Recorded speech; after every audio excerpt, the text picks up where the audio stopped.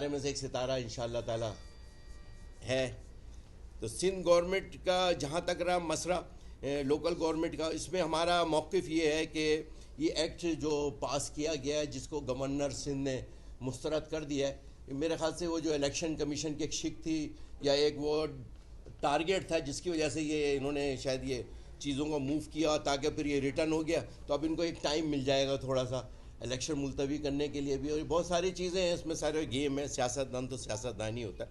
لہٰذا بلدیاتی نظام صوبے کو اختیارات نچلی سطح منتقل کرنا، عوامی مسائل حل سکے اختیارات سندھ حکومت نے اپنے پاس رکھے گی. تو کیا گٹر نالے صفائی ستھرائی کا کام وزراء کریں گے؟ ایک سوچنے کی یہ بات ہے. اگر ہم میئر کے اب آپ دنیا کے کسی ملک میں چلے جائیں، ابھی میں ریسنٹلی ترکی سے ہو کے آ رہا ہوں، جاپان میں رہا، میں نے وہاں دیکھا میئر کے اختیارات اتنے پاورفل ہوتے ہیں کہ آپ یقین مانیں کہ اینٹ نہیں لگا سکتے. اور آپ وہاں کا نظام دیکھ لے جا کے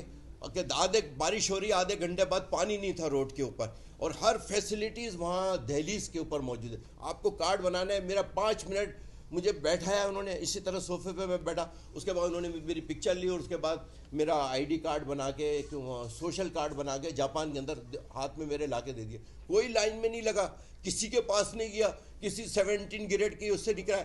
اب ہم بات دوسرے ملکوں کی کرتے ہیں، ہم مہنگائی پہ بات کر لیں، ہم دہشت گردی پہ بات کر لیں، ہم انتہا پسندی پہ بات کر لیں، ہم نو امان کے اوپر بات کر لیں، پوری دنیا میں ہوتا ہے، لیکن وہاں